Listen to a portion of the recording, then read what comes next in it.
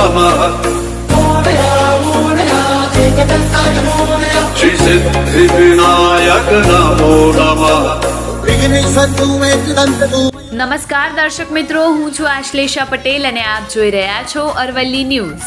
અરવલ્લી મોડાસા શહેરમાં સોમનાથ ગણેશ મહોત્સવના ભક્તિભાવનો અદ્ભુત નજારો જોવા મળ્યો હતો। સોમનાથ મહાદેવ યુવક મંડળ આયોજિત ગણેશ મહોત્સવના અંતિમ રાત્રિએ વેશભૂષા સાથેની ભજન મંડળીમાં ભક્તો મન મૂકીને ઝૂમી ઉઠ્યા હતા। ગણપતિ બાપાના ગુંજનારા જયઘોષો વચ્ચે નડિયાદના ગંગાપુરની જય ભોલે ભજન મંડળ દ્વારા વિવિધ ધાર્મિક પાત્રોના વેશમાં ભજનીકોએ ભજન કીર્તન રજૂ કરતા શ્રદ્ધાળુઓ ભજનના તાલે ભક્તિના રંગમાં રંગાઈને ઝૂમી ઉઠ્યા હતા। આ ભજન મંડળીમાં રજૂ થયેલી ભજનો સાથેનું આધ્યાત્મિક વાતાવરણમાં નાના મોટા યુવાનો સહિત સૌ ભક્તિમય માહોલમાં તલ્લીન થઈ ગયા હતા અને ભજન મંડળીના આયોજનથી સોમનાથ ગણેશ મહોત્સવ શ્રદ્ધાળુઓ માટે વિશેષ આકર્ષણ કેન્દ્ર બન્યું હતું। ભક્તોનું કહેવું હતું કે અનોખી ભજન સંધ્યાથી ગણેશ મહોત્સવને યાદગાર બનાવી દીધું। વૈભવ રાઠોડ, અરવલ્લી ન્યૂઝ, મોડાસા।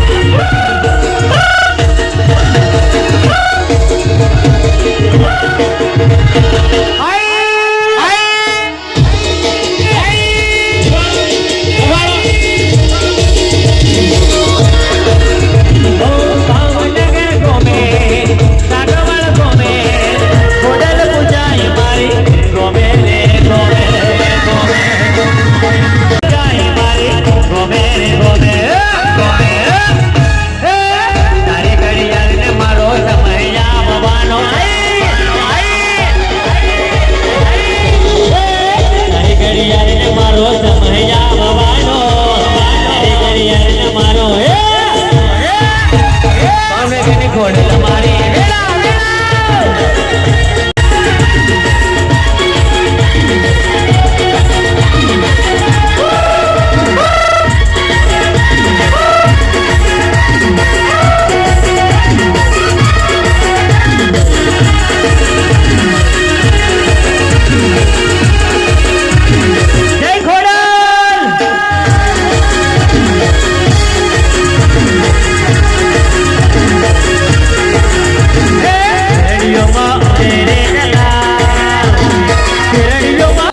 ગણેશ ચતુર્થીની ઉજવણી કરવામાં આવી શું કહેશો? હમણાં પ્રજાપતિ સોમનાથ સેવા ટ્રસ્ટ પ્રમુખ અમે છેલ્લા 7 વર્ષથી મંદિર બનાવ્યા પછી દર વર્ષે ગણેશ સ્થાપના કરે છે અને 9 દિવસ સુધી અમે રોજ નવા નવા પ્રોગ્રામ આપીએ છીએ. આજે છેલ્લા દિવસમાં અમે ગંગાપુરને વેરપુર સવારે ભજન મંદિર આવ્યા છે. આવતીકાલે પણ અમે ખૂબ જ સારી રીતે વિસર્જન કરવા લાઇટ ડીજે સાથે અમે વિસર્જન કરવાના છીએ. પણ 7 દિવસ 9 દિવસ સુધી ખૂબ જ ધામધૂમથી રોજ નવા નવા પ્રોગ્રામ આવે છે. અમારા દરેક ભક્તોને ગણપત દાદા મનોકામના પૂર્ણ કરીને એવી અપેક્ષા રાખે છે. અમારા સોમનાથ મહાદેવો પણ દર સોમવારે ખૂબ જ ધામધૂમ દરેક પ્રસંગોએ દરેક શ્રાવણ મહિના પણ અમે શુભ નદી પ્રસંગો